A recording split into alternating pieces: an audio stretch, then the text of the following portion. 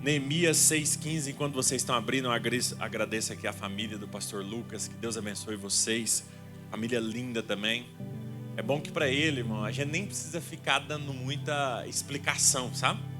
Porque eu tenho 3 filhos, tem o Pedro, que é o mais velho, tem a Selena de 3 e o José de 1 ano e meio. A gente é o tempo inteiro gritando, correndo atrás de criança e não sei o que, e atrasado. Para eles nem precisa, porque eles sabem exatamente o que a gente está passando. Mas aconteceu algo agora que é o que eu prefiro. Eu vim com a mensagem pronta, inclusive deve ter dado um trabalho lá para a mídia. Eu falei assim: a mensagem mudou, a mensagem não é a mesma do primeiro culto. E Deus mudou a mensagem. Então, quando Deus faz isso, é a coisa mais deliciosa que existe, porque Ele vai pegar alguém aqui nessa manhã, nessa tarde, amém? Neemias 6,15. Acabou-se, pois, o muro. Deixa eu ler aqui. O muro ficou pronto no 25º dia de Elul, em 52 dias. Pode passar.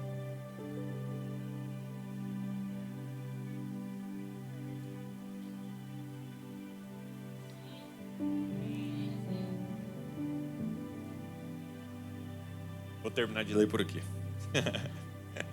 Acabou-se, pois, o muro aos 25 de Elul, em 52 dias. E sucedeu que, ouvindo todos os gentios que haviam em roda de nós, e abateram-se muito em seus próprios olhos, porque reconheceram que o nosso Deus fizera essa obra.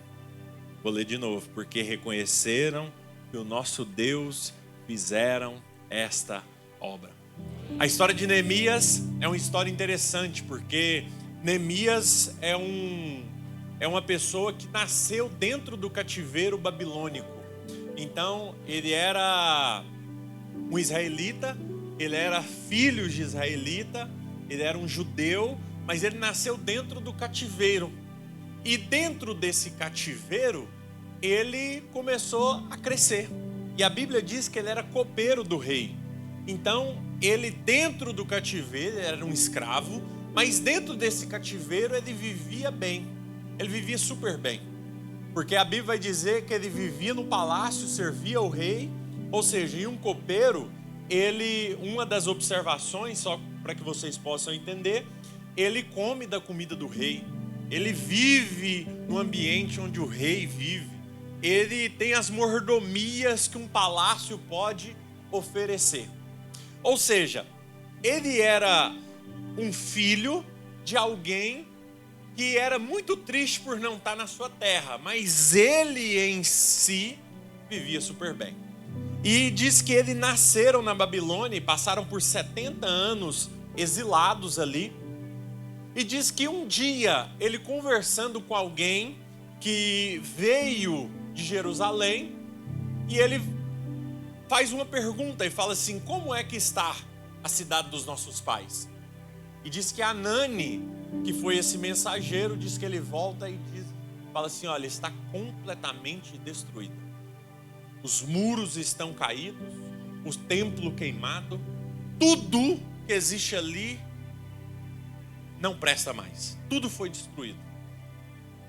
E diz que naquele momento, diz que Neemias, ele abate o seu coração de uma maneira que ele não consegue mais esconder a sua tristeza. E como eu disse, ele era copeiro do rei. E diz que naquela manhã ele vai servir o rei como de costume. Mas diz que no momento onde ele vai servir ao rei, o rei olha para Neemias e fala assim: Neemias, está tudo certo contigo? E naquele momento ele fala assim: não está tudo certo. A cidade dos meus pais estão destruídas. E diz que naquele momento o rei pergunta para ele: tem alguma coisa que eu posso fazer por você? Ele falou assim: tem. Eu preciso de liberação para eu poder ir lá. E com a ajuda de Deus e de algumas pessoas, nós vamos reconstruir aquela cidade. Diz que o rei libera, faz as cartas de liberação, ele volta e começa a reconstrução. E quando ele chega nessa reconstrução, ele vai passar por algumas afrontas de alguns inimigos que vão tentar fazer de tudo para que isso não aconteça.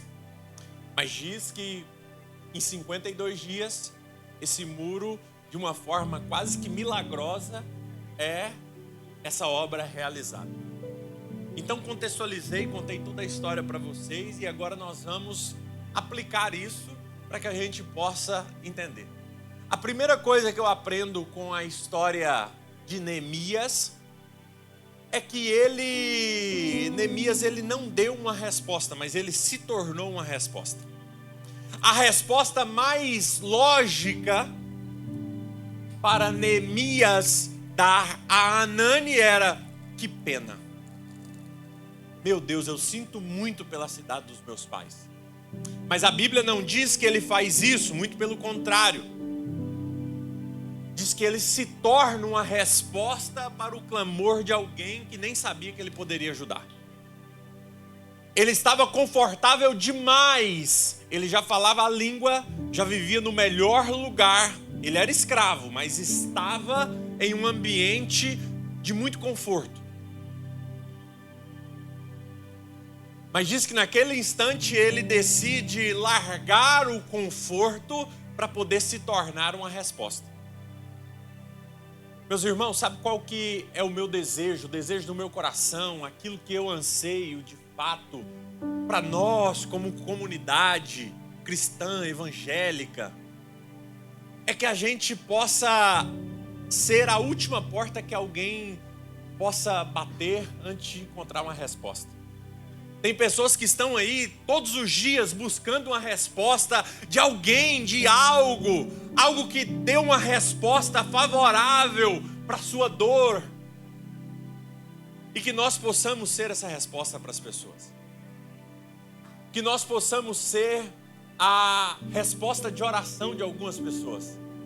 Que nós possamos ser usados por Deus ao ponto de ter pessoas que terão as vidas transformadas ao cruzarem pelo nosso caminho. Que nós possamos ter a maior essência de Cristo dentro da nossa vida. Sabe qual que é essa essência? Cristo foi alguém que dividiu a história em dois. Existe uma história, irmão, pode ser o ateu mais ateuzado do mundo, mais descrente da face da terra. Ele, quando ele for contar uma história, ele vai ter que citar um ano. E depois desse ano vai ter que falar se é antes ou se é depois de Cristo. Porque independente se ele crê ou não, o mundo mudou por conta desse homem que pisou na terra. E talvez a gente não consiga mudar o mundo, irmão. A gente consegue mudar a vida de algumas pessoas. Olha, aquela pessoa era uma antes de me encontrar e outra a partir do momento que me encontrou. Porque de alguma forma Deus depositou em mim algo que pode mudar a vida de outras pessoas. Seja um resgate financeiro, seja um tempo de conversa, seja de alguma forma, mas que as pessoas possam, ao passar por mim, ter as suas vidas transformadas. Foi isso que Neemias entendeu. E a segunda coisa que eu aprendo com a história de Neemias é ainda mais forte. Porque ele se tornou essa resposta sem precisar de ver nenhum anjo, nenhuma voz, nenhuma profecia, nenhuma luz que brilhava no céu, nada. Ele foi exposto ao problema e resolveu se tornar essa resposta sem precisar de uma palavra. Porque, irmãos, a gente fica o tempo inteiro, né? Não, se Deus falar, se Deus fizer um sinal, se Ele mandar alguém, se um anjo aparecer, se aparecer um brilho, se minha orelha direita coçar, é porque é para eu ir. E tem coisa, irmão, que sabe como que Deus vai te usar para poder mudar algo? Te expor um problema. Você viu um problema, pode resolver? Posso, então eu vou. Às vezes a gente fica esperando demais da parte de Deus algo que é óbvio, que é lógico, que é nós que temos que fazer. Tem algumas coisas, irmão, que não precisa de Deus falar com a gente. Quem falou para Davi lutar contra Golias? Deus falou? Deus falou, Davi, vai lá. Não, irmão, ele foi exposto a um problema. Ele escutou um cara que se achava grande o suficiente para poder lutar contra o povo de Deus e ficou indignado e foi lá e lutou. Quem disse para Acabe profetizar, ou para Elias profetizar contra Acabe?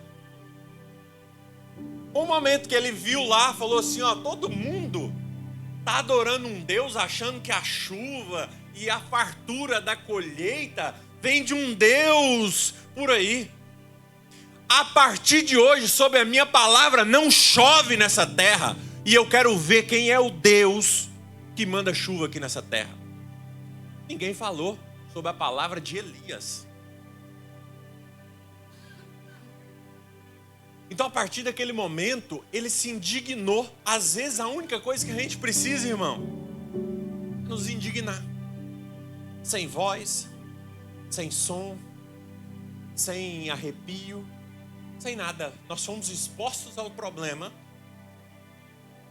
E esse foi o nosso chamado. Havia um pregador que ele pregava lá na nossa igreja e ele sempre falava. Ele falou, sabe qual que é o seu ministério dentro da igreja? Aquele que você se incomoda. A recepção é ruim. Opa, seja bem-vindo à recepção. Vamos melhorar. O tio da minha mãe sempre foi o nosso pastor lá da igreja. Ele jubilou já agora. Eu lembro que numa reunião de obreiro, teve uma pessoa que levantou lá e falou assim, essa igreja aqui está muito falha no evangelismo. A gente tem que visitar os irmãos, ir nas casas e tudo e tal. No meio da reunião, cheio de obreiro. Aí chegou lá e falou assim, meu irmão, concordo 100% contigo. 100%, a nossa igreja está falha mesmo. E que bom que Deus te levantou. A partir de hoje, você é o líder de evangelismo aqui da nossa igreja. Sabe quantas pessoas esse irmão visitou, irmão? Às vezes nós precisamos entender que nós fomos expostos a alguns problemas para que a gente possa resolver.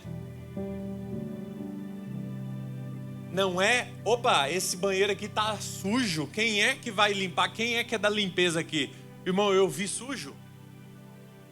Se Deus me permitiu ver, é o que tem que limpar. Tá fazendo sentido, irmãos? Sei que talvez a gente queria uma mensagem de vitória, irmão, mas vai chegar esse momento da mensagem, mas agora a gente precisa aprender. Nós estamos reconstruindo. Nós precisamos ter mais de Neemias dentro da gente. E primeiro, se tornar uma resposta. Ele não deu uma resposta, ele se tornou. Segunda coisa, ele foi usado sem necessariamente receber uma profecia. Sem receber uma palavra. Ele foi exposto a um problema. Outra coisa que eu aprendo, irmão. Quem destruiu Jerusalém foi um rei chamado Nabucodonosor. Mas quem está indo reconstruir? Neemias. Quem destruiu foi? Mas quem está indo reconstruir? Neemias, irmão. Eu quero profetizar sobre a sua vida e sobre a sua casa, que você vai começar a ser usado para reconstruir aquilo que não foi você que destruiu. Você vai ser usado para levantar aqueles que não foi você que derrubou. Você vai ser usado para curar aqueles que não foi você que machucou. Você vai ser usado para transformar aqueles que não foi você o responsável por eles se tornar quem eles eram. Mas de alguma forma Deus vai usar você para fazer coisas que talvez na sua cabeça não era você o responsável. A gente precisa começar a entender que a nossa vida precisa ser disponível para que Deus possa fazer conforme Ele quiser. Porque Deus não usa os grandes, Deus não usa os fortes, Deus não usa os inteligentes, Deus usa os disponíveis.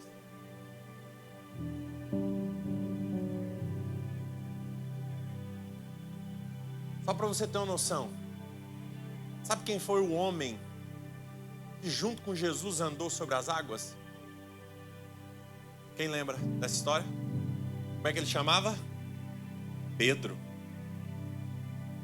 Naquele momento que ele andou sobre as águas, diz que ele afundou. No momento que ele afunda, ele clama por socorro. Jesus pega na mão dele, coloca ele dentro do barco e olha para ele e fala assim: homem de pequena fé.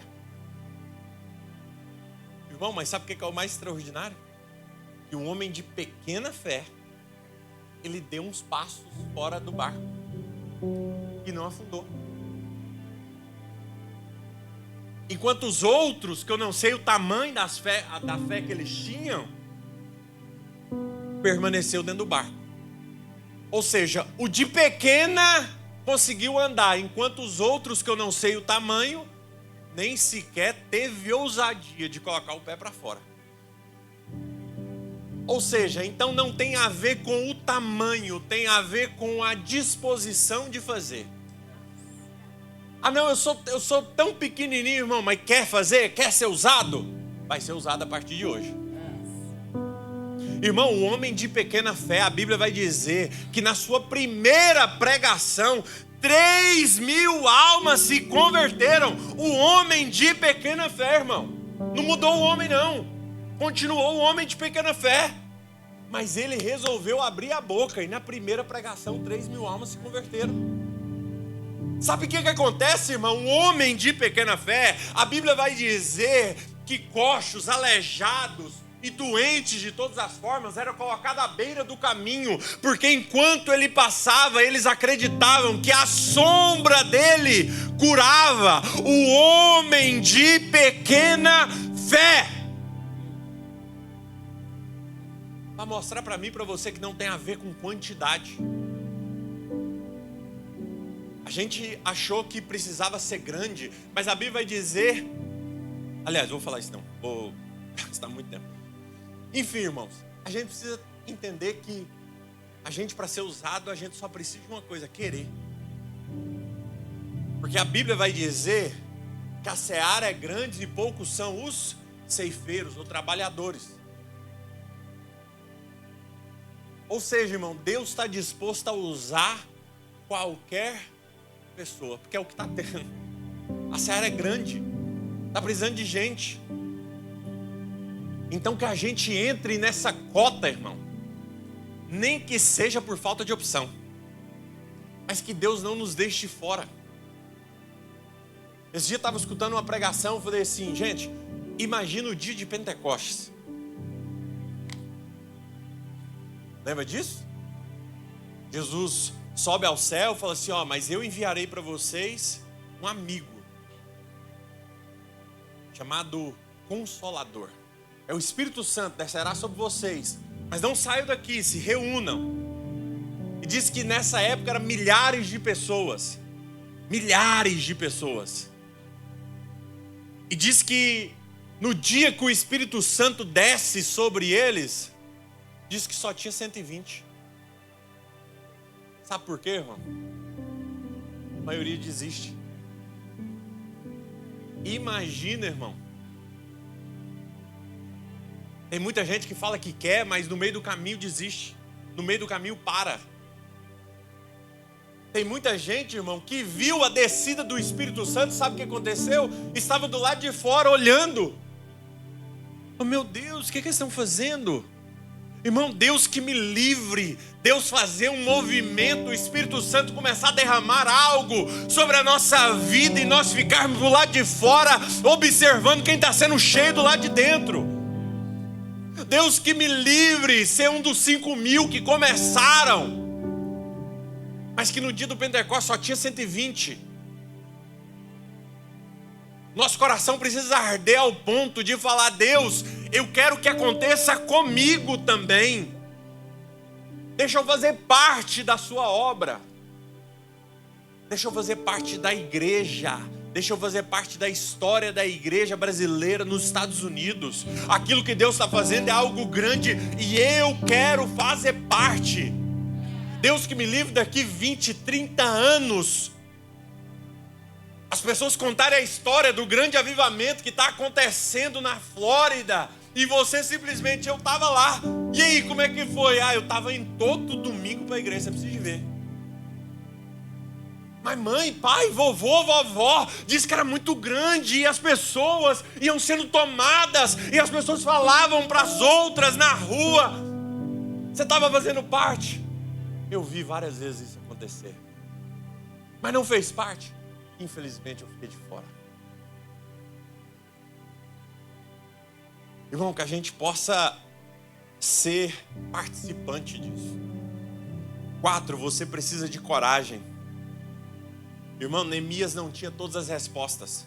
Ele não era um reconstrutor, ele era copeiro. Ele nunca tinha ido a Jerusalém. Ele não tinha as respostas. Mas ele tinha coragem. Às vezes o que nós precisamos é coragem. Olha só. Por acaso, vocês sabem quem foi Samua? Ou Safate? Ou Gigeal?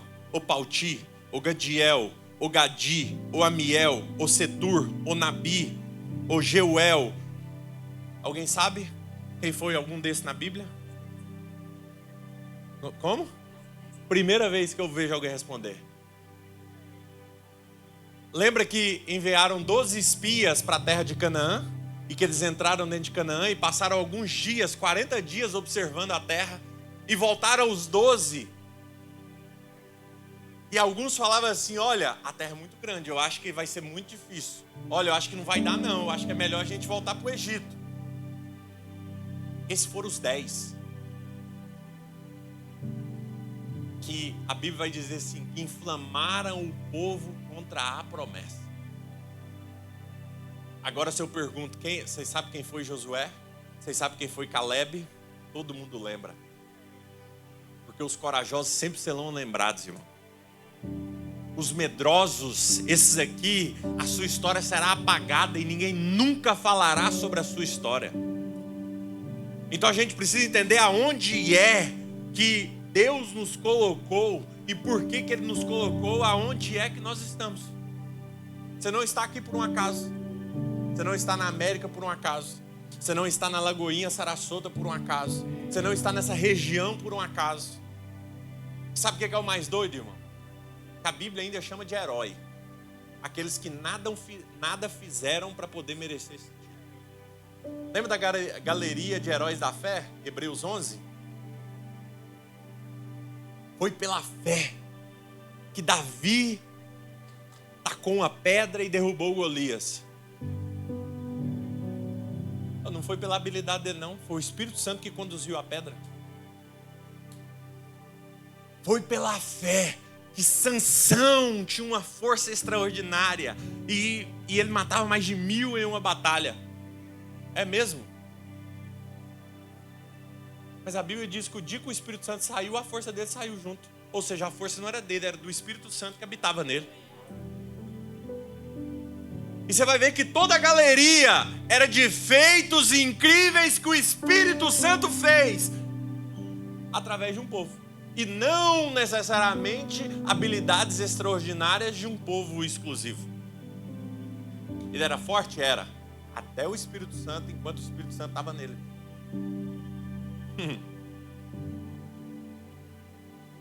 A Bíblia vai dizer, olha, foi pela fé que Moisés orou e o mar abriu. A Bíblia vai dizer, olha só que doido. Quando Moisés ora e estende o cajado, diz que o vento vem do Oriente, ou seja, do outro lado, para poder mostrar que não foi nada a ver com Moisés. Ele só teve a coragem de estender. O vento veio do lado contrário, veio abrindo o mar do lado de lá para cá, para poder dizer, olha, quem está fazendo aqui sou eu, não é você, não é o seu cajado. E aqui várias outras histórias. Para a gente poder entender que aquilo que o Espírito Santo quer fazer, Ele mesmo coloca em nós. A gente precisa estar disponível. 5º ponto que eu aprendo, já estou terminando. Cuidado com quem você compartilha. Cuidado com quem você compartilha os teus sonhos, os teus projetos. Existe um pastor lá em Goiânia que diz uma frase: todo mundo quer te ver bem, ninguém quer te ver melhor do que ele. Neemias 2:12. E de noite me levantei, eu e poucos homens comigo, e não declarei a ninguém o que Deus pôs no meu coração para fazer em Jerusalém. Irmão, nós precisamos entender que os nossos projetos, as nossas ideias são embriões. E a gente não mostra embriões para outras pessoas. A gente mostra depois de grávido. A gente mostra depois que nasceu. Aí a gente expõe para todo mundo. Mas enquanto são ideias, enquanto são projetos, a gente precisa aprender, irmão, a guardar. A gente precisa saber para quem é que a gente compartilha. E diz que ele chega lá e começa essa reconstrução. E agora que a mensagem fica boa. Termina agora, mas ela fica boa agora, porque vai começar as fases que o inimigo tenta para poder fazer você parar. Talvez você vai se ver em todas essas fases aqui. A primeira coisa que o inimigo tenta, diz que quando eles começam, diz que Sanbalat e Tobias chegam até a construção e começa a zombar daquilo que eles estão fazendo. Então vocês vão começar a perceber que essa é a estratégia do diabo em todas as vezes que você começa um projeto que Deus colocou você para poder fazer. A primeira coisa que o diabo vai tentar é enviar alguém para poder descredibilizar aquilo que você está fazendo. Zombar, fazer piadinhas daquilo que Deus chamou você para poder construir. Muitas pessoas balançando a cabeça porque sabem exatamente o que passaram. Sabe exatamente que, mas o que você vai fazer lá? Mas você vai fazer isso? Mas por quê? Mas diz que eles começavam a zombar. Esse muro nunca vai terminar. E mesmo que termine, uma raposa andando em cima desse muro derruba ele inteiro. Diz que naquele instante todo mundo começou a zombar. É normal, tá? É normal que se levante pessoas para zombar daquilo que Deus está fazendo na sua vida. E sabe o que é mais normal ainda? Que sejam pessoas próximas. A Bíblia vai dizer que o profeta ele não tem honra na sua própria terra. Quando Jesus falou isso, estava falando dos milagres que Jesus queria, mas não poderia realizar porque o povo simplesmente não cria. Lá em João, se eu não me engano, 5,15 ou 3,15, alguma coisa assim, vai dizer assim, nem mesmo os irmãos de Jesus criam nele. Vai dizer que na terra onde Jesus nasceu, diz que mesmo querendo, não conseguia realizar muitos milagres ali. Porque o povo não cria. O povo olhava para Jesus e falava assim, mas não é o Jesus, filho da Maria ali? Filho do marceneiro? Como que agora está falando que ele é o Filho de Deus? A gente viu ele crescer. A gente viu ele jogando bola aqui. A gente viu ele aqui no nosso meio. Como que está falando que agora é o Filho de Deus? E não recebiam aquilo porque não criam. Então a gente precisa aprender, irmãos, que a primeira estratégia do diabo é o deboche. É as piadas. A segunda estratégia vai ser guerra. Irmão, não conseguiu te parar com piadinha, não conseguiu parar você zombando dos teus sonhos e dos teus projetos, a segunda agora eles vêm para a guerra. E sabe o que é o mais doido dessa história? Diz que Neemias junta todo o exército e começa a falar, olha, a partir de hoje, se eles querem guerra, nós vamos para a guerra. Então a partir de hoje é ferramenta em uma mão para construir e na outra uma espada, porque se eles virem, nós vamos lutar por aquilo que Deus está nos entregando. A gente precisa aprender, irmão. Tem muita gente que é muito forte e muito bom em construir, mas muito ruim em defender aquilo que Deus te entregou para que você possa construir.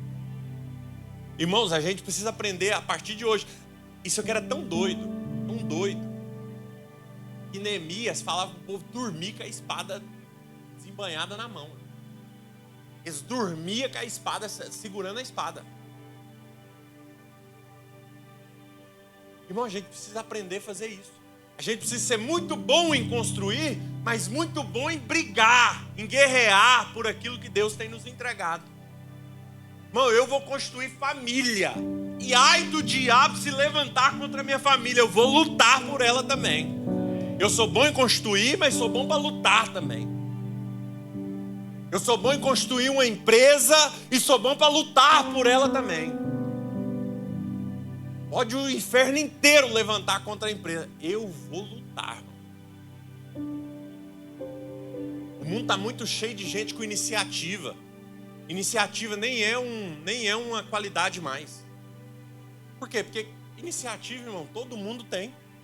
Todo mundo começa, todo mundo é bom de começar. Agora, gente bom para terminar aquilo que começou, irmão, são poucos. Para depois da obra pronta guerrear por aquilo que estão fazendo, são poucos. Terceiro ponto, irmão, o povo cansou. Era construindo de dia com a espada à noite. Irmão, o povo cansou.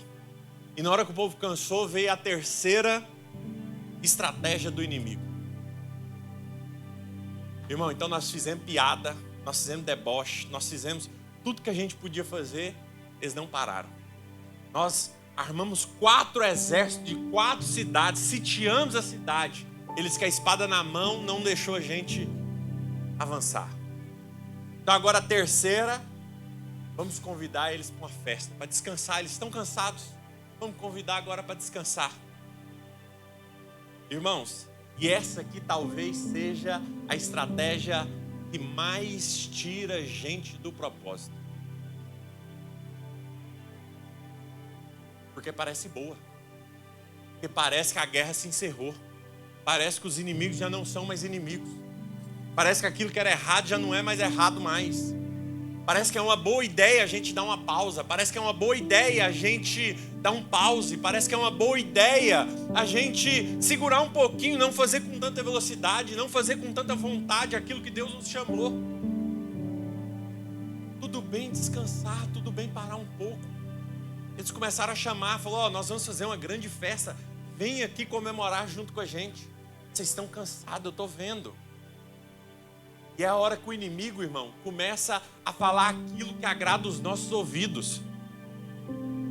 A gente fica muito preocupado com as críticas, mas dificilmente uma crítica tem o poder de nos parar como um elogio tem.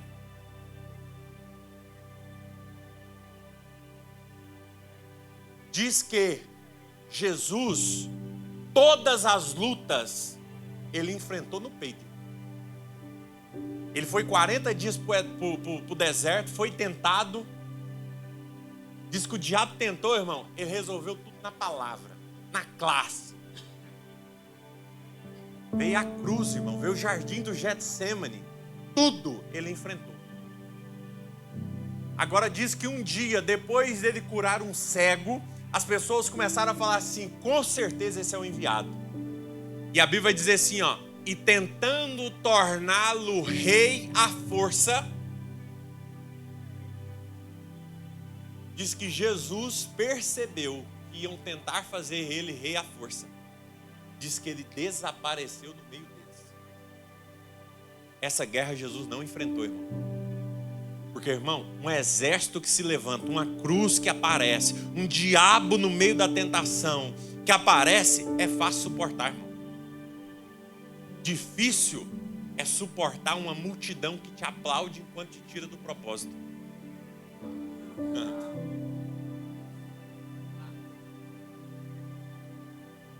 Irmão, os elogios nos tira, porque a gente passa a pensar que a gente é bom, que a gente é forte, que a gente consegue, que foi a nossa própria força, que foi a nossa própria inteligência, que foi o nosso próprio jeito que conseguiu conquistar alguma coisa.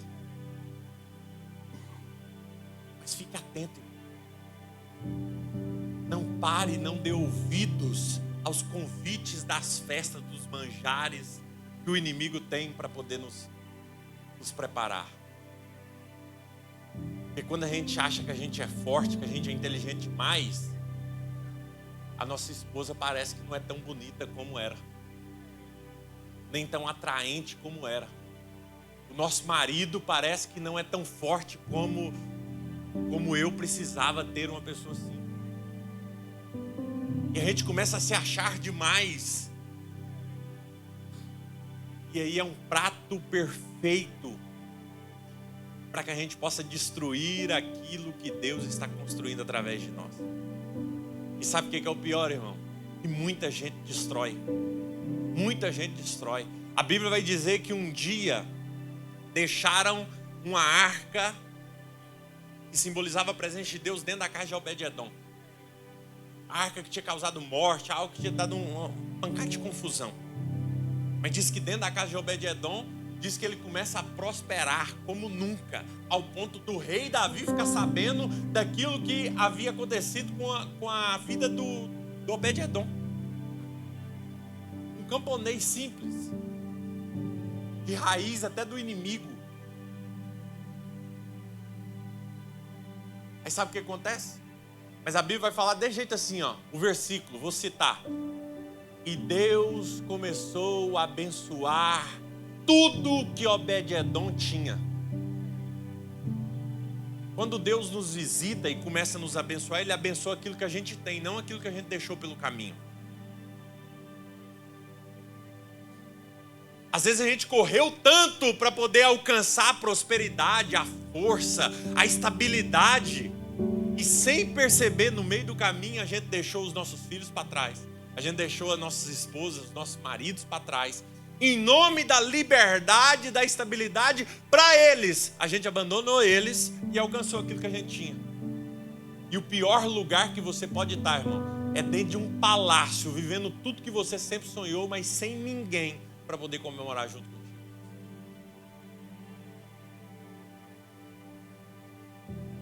Quarto ponto, eles tentam se infiltrar.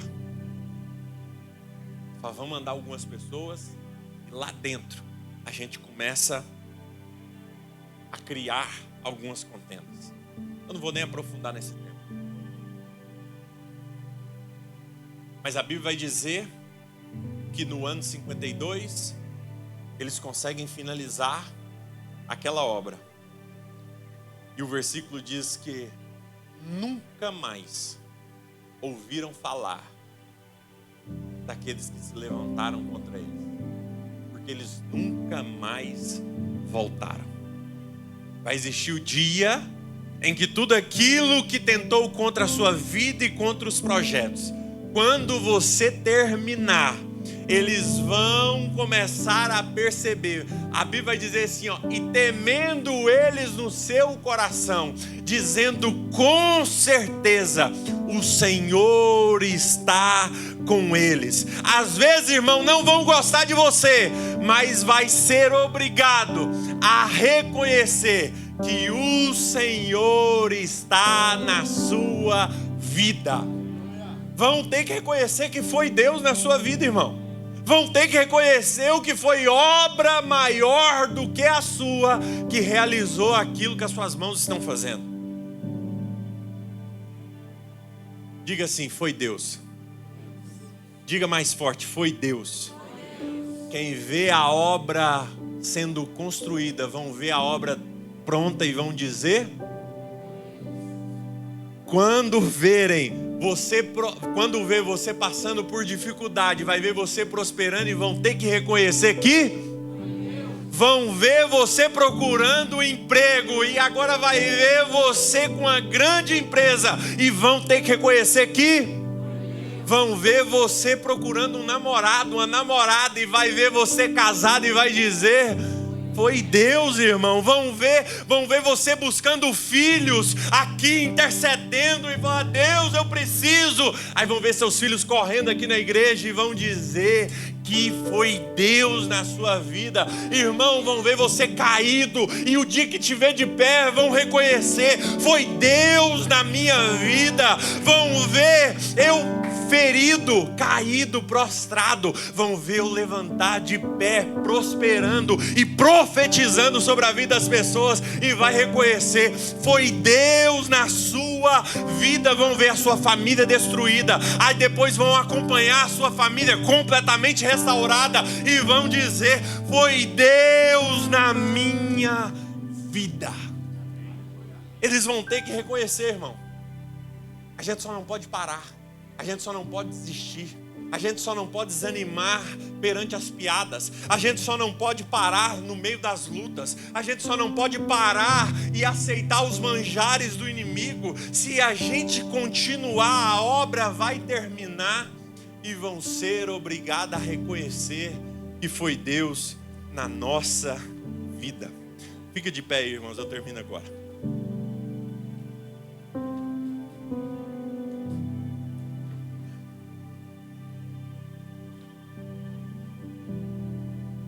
Talvez você entrou aqui.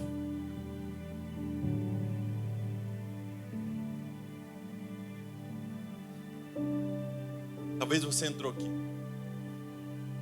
E você abandonou a construção do seu muro. Em algum momento você deixou de lado. E o convite do Espírito Santo hoje, nessa tarde, é para que você volte a construir. Você não pode parar, você não pode desistir. Tem gente que se espelha em você, tem gente que acredita em você. As próximas gerações serão mudadas através do seu compromisso de permanecer. As obras serão concluídas e algo extraordinário Deus tem para fazer através de você. Mas você precisa voltar. Talvez por alguma piada você deixou a obra de lado. Talvez por alguma afronta, alguma guerra que se levantou, você deixou a obra de lado. Talvez por algum manjar, você deixou a obra de lado.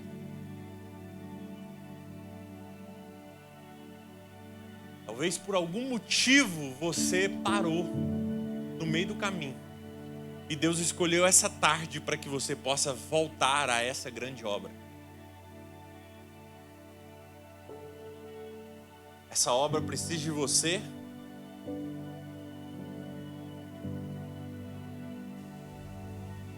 Talvez você nunca jogou no time. Meu convite é: venha fazer parte desse time, dessa obra. Talvez você até já jogou. Começou a jogar contra durante um tempo. E hoje Deus começa a te chamar de volta. Talvez você começa a perceber que, poxa, eu achei que seria mais fácil porque a afronta era muito pesada, então eu achei que parar era o mais fácil, e você descobriu que na verdade aquilo te salvava. Aquilo na verdade era tudo que você tinha. A obra era tudo que você tinha. Que quando você desistiu, quando você parou, você viu que nunca tornou as coisas tão difíceis na sua vida.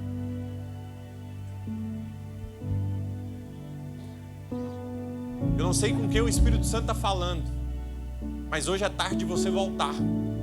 Hoje é tarde de um novo compromisso. É hoje que o dono dessa obra está te chamando de volta, está te recrutando de novo. Vem do jeito que você está. Ah, mas precisa de construtores, precisa de pessoas especializadas. Não, irmão. Quem quer?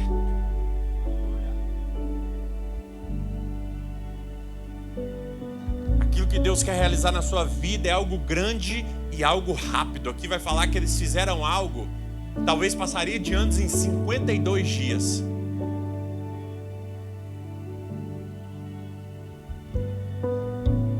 Aquilo que Deus quer realizar na sua vida é algo grande e algo rápido. Mas você precisa voltar.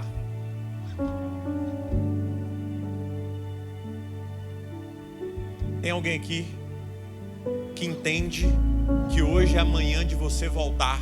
Hoje é amanhã de você voltar. Eduardo, eu abandonei essa obra, eu quero voltar nessa manhã. Eduardo, eu parei. Por algum motivo eu desisti, por algum motivo eu interrompi aquilo que Deus estava construindo, aquilo que Deus estava fazendo. E essa manhã você entende que precisa voltar. Levanta sua mão, sim. Você? Glória a Deus.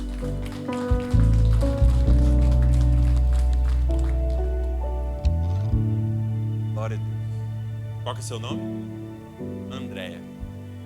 A Andréia já é a primeira E eu pergunto, tem mais alguém? Se o Espírito Santo está falando ao seu coração, se as lágrimas não conseguem você segurar elas dentro do olho, você já começou a tremer as pernas, você já começa a perceber, é comigo que ele está falando, o Espírito Santo está falando através dele comigo. E se você sente que não pode sair daquela porta da mesma maneira que você entrou aqui, e você quer tomar essa decisão, levanta sua mão. Tem mais um ali, glória a Deus. Tem mais alguém? Tem mais um aqui, glória a Deus.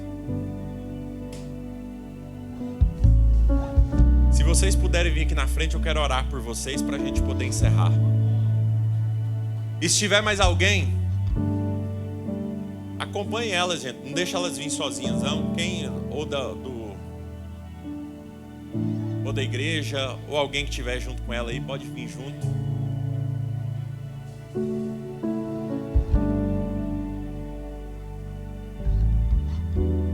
Chega mais pra cá, André.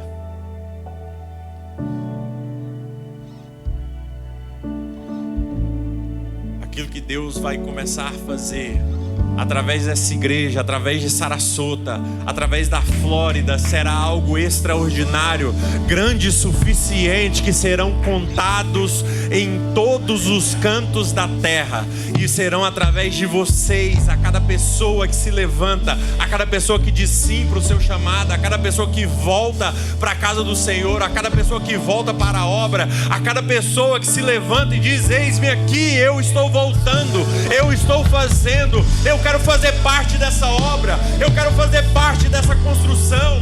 Não me deixe de fora, Espírito Santo de Deus. E nós declaramos agora nessa tarde, cheias do Teu Espírito Santo de Deus, uma igreja cheia do Teu Espírito, cheia do Teu poder, cheia de ousadia para levar a Tua palavra até os confins da terra. Por todos os lugares as pessoas perceberão que existe um Deus fazendo algo extraordinário.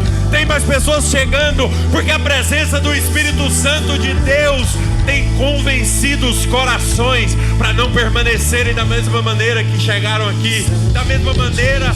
Não dá mais para ficar. Espírito Santo de Deus, Pai, encha a tua casa, encha a tua vida, encha a vida dos teus filhos de uma maneira sobrenatural, que eles possam entender e que as pessoas possam perceber a mudança que o Espírito Santo fez na vida de cada um deles, transformou de uma maneira sobrenatural. Aquilo que não tinha cor, o Senhor coloriu. Aquilo que não florescia, o Senhor passou a florescer. Aquilo que já não tinha mais, o Espírito Santo de Deus, foram tomados e cheios do Teu Espírito Santo de Deus.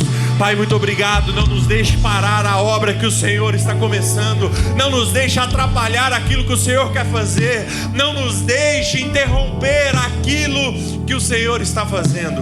Nós te louvamos e te agradecemos, e sabemos que cada decisão muda os destinos, não só deles, mas das famílias, das próximas gerações. As próximas gerações serão alcançadas através das bênçãos. A Bíblia diz que as bênçãos do Senhor enriquece e não acrescenta dores, e alcança até a 1000ª geração.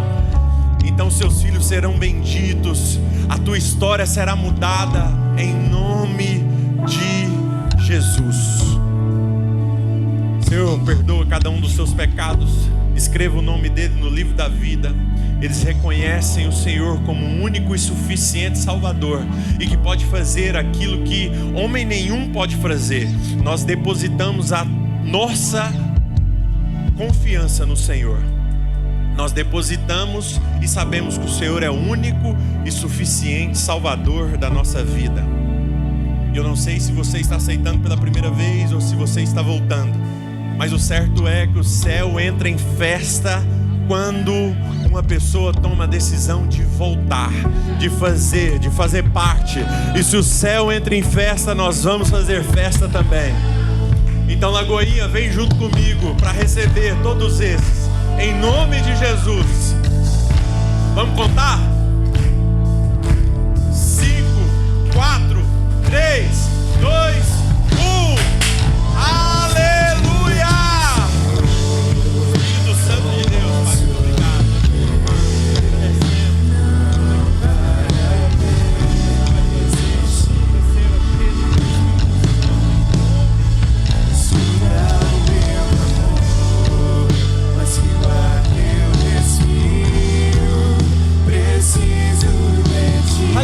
Você pode cantar essa canção, mas precisamos de Ti.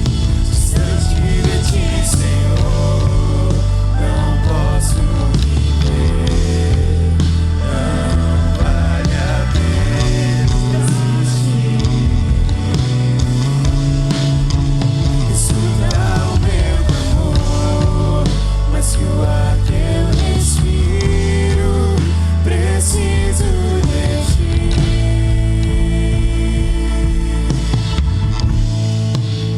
Distante de Ti, Não posso viver.